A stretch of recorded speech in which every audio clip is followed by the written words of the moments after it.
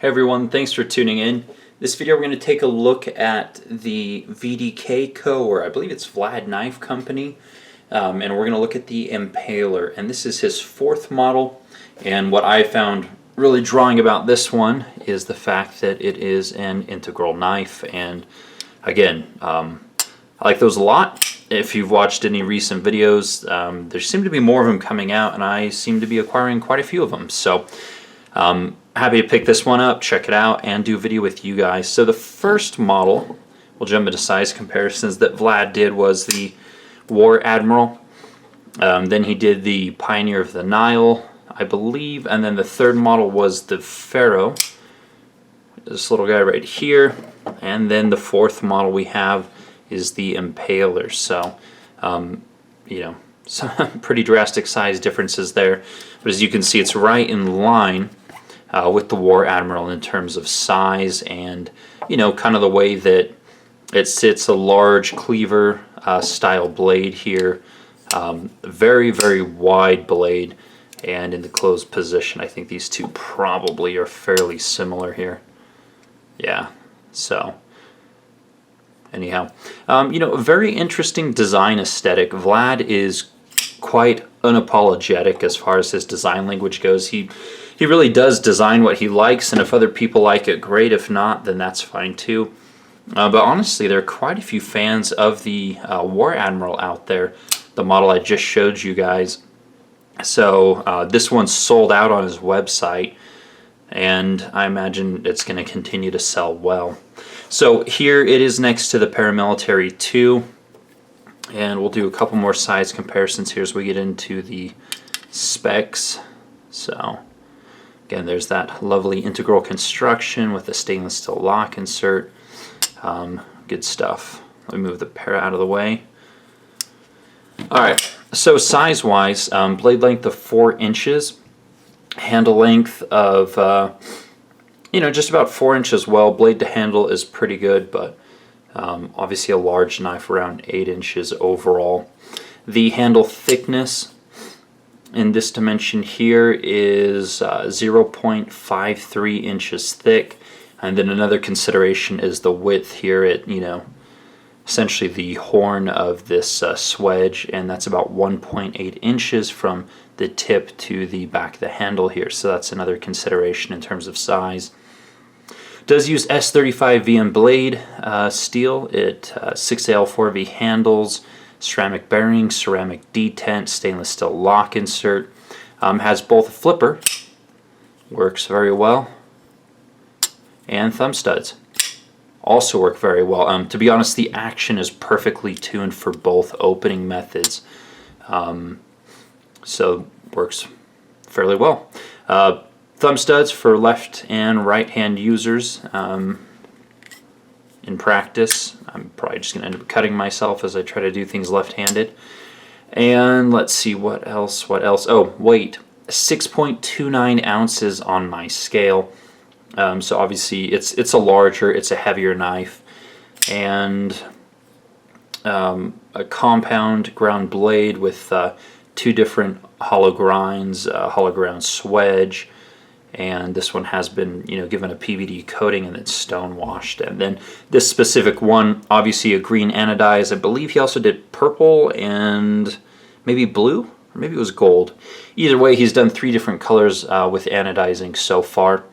And as far as other news goes, Vlad is now starting to work on custom knives, like full handmade custom knives in his garage. So, you know, up to this point, he's done these knife designs, he's had them built by We Knives, and at this point he's trying to transition into handmade custom knives or versions of his designs that are already available. So that's pretty cool. Obviously a huge undertaking in terms of all the materials and the equipment he's had to buy, the skill set he's had to learn. He was kind of working with or tutoring under Mike Wynn, a custom knife maker, but they had some sort of odd falling out, and anyways, he's doing things on his own at this point. So let's get into the overall impressions. You know, it's well made. Obviously, there are some size considerations you're going to have to take into, well, to consideration if you do pick up this knife, such as obviously the very wide, profile here, and then it's 6.29 ounces. Obviously, it's a little bit heavier. I think thickness is totally fine. There's really no concerns there at 0.53. So just primarily the width that you have to take into consideration now. If you're a right-handed user, this is going to go in your pocket like so, and so this will be essentially all the way back up against the edge of your pocket. If you're left-handed and you're, I guess, carrying it left-handed like so, you're going to have this wedge basically hitting your hand as you get into the pocket to get other items, which would be uncomfortable. So essentially right-handed carry, you're fine. Left-handed carry, you would prefer to have this pointed back into the edge of your pocket. So smoothness, excellent. Action, excellent. Fit and finish, very, very good from WE Knives. So those are the overall impressions. Let's take a look at the details here. Let's start with the blade, because when I think I first handled this model at Blade Show 2017. I think he had a prototype. I could be wrong. But I thought the blade stock was much thicker on the version that I handled. Maybe it was. Maybe I'm imagining things, just because of the visual presence of this knife. But the blade thickness is coming in at 0.16 inches, which isn't bad, especially on a knife this large.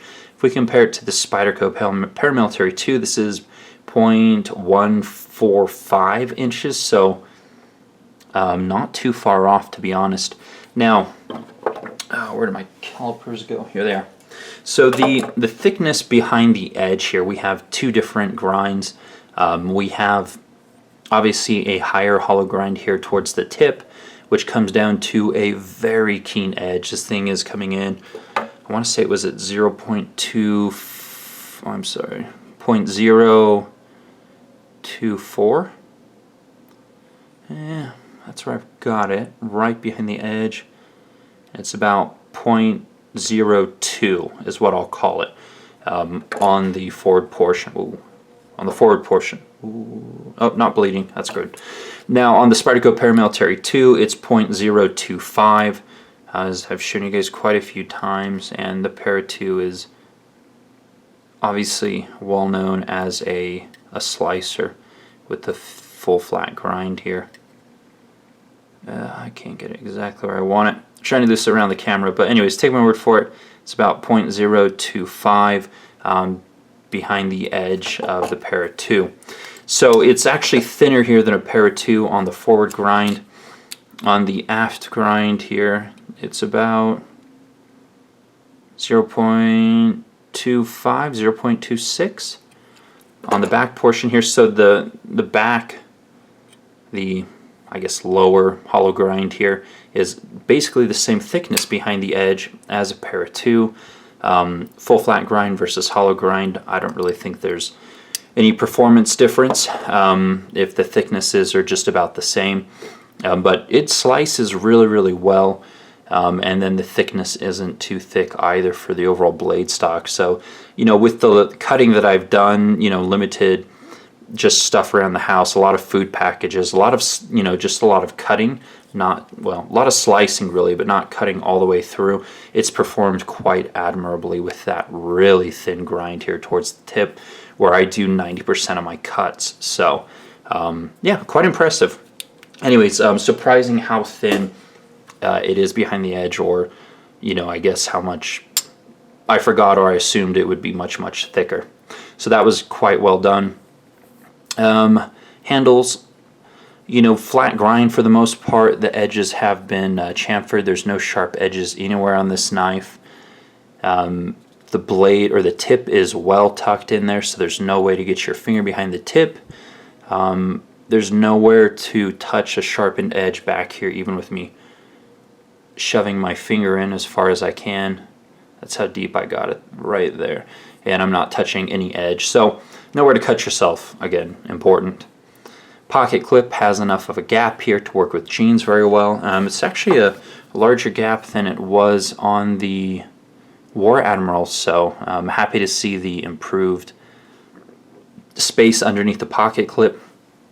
I think the ferro here has a pretty generous amount as well. Well done. As I showed you with the action, really smooth, very nicely done. Flipper tab has been, they've knocked all the edges off, and then they've got some jimping or texturing on the front, so you don't slip on it. Works very well. Same with the thumb studs here. Nice texture all the way around. You don't slip on those either. So, yeah, no drama. Really smooth. Obviously, drop shut close. The centering, or I'm sorry, the lockup, fairly early, probably 25%, and then centering is perfect. So again, the fit and finish that We Knives puts out is quite good. So really no drama, really no issues to speak of. From an ergonomic standpoint, no hot spots in my hand. It's fairly comfortable. Obviously with the flipper tab coming down, giving you kind of a forward guard, you have a very secure grip on this knife, and again, nothing sharp, no hot spots in my hand at all. Now, the one thing I told Vlad that that I would potentially like to see incorporated would be some milling or chamfering here, just for disengagement. I have no problem disengaging it, but I think that would improve it, and so he said he was going to do that on subsequent runs. When those are coming, obviously no idea, but yeah.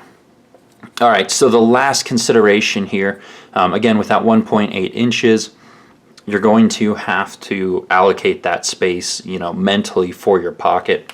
I carry just my wallet. Let me pull my wallet out. So I carry my wallet in the same pocket as my pocket knife, and so I think distance-wise, they're usually about this far apart. So I have really no problems. I have adequate space in my pocket for both of these without any problem at all. But as I mentioned, you have this swedge here that comes up, and so when it's tucked all the way back into your pocket, that can actually catch at the edge of the pocket and make it difficult to pull straight out. So when I go to pull it, I'm always kind of angling it forward and pulling it out without any problem. So when you carry, either you're going to need to move it a little further away from the edge of the pocket or angle it to pull it out. So that is something that you'll have to keep in mind with this knife and this design. Now again, if you're carrying it left-handed, it's not sharp, but it's definitely pokey. So if this was in your left pocket and you're reaching down in and out of the pocket to grab things, that would certainly be uncomfortable to dig your hand into that swedge consistently. So again, another consideration. But overall, the fit and finish is really good. Ergonomics are good. Flipping action is good. And, again, they're sold out. I think Vlad has developed a specific fan base who are really into his designs. Be it the War Admiral, the Impaler, the Ferro. So his stuff sells without any problem. He's always having to do additional runs. So anyways, cool design. Again, really cool that he took the leap on an integral knife here. And yeah, that should pretty much do it. So comments or questions, let me know. Obviously, this is not going to be everyone's cup of tea. Oh, another comment someone made on Instagram is they said, I'd really like to see the knife, if you ground off the swedge and just had your blade shape like so. And honestly, that is not a bad idea. That would be a cool kind of limited run to change up the blade shape a little bit. And obviously that would reduce the the width in the pocket considerably. So I haven't talked to him about that. I have no idea if he would do that or interested in the slightest, but that would be something neat to see. So that is it for the VDK Impaler. Thanks so much for watching, guys. More videos to come as always, and take care.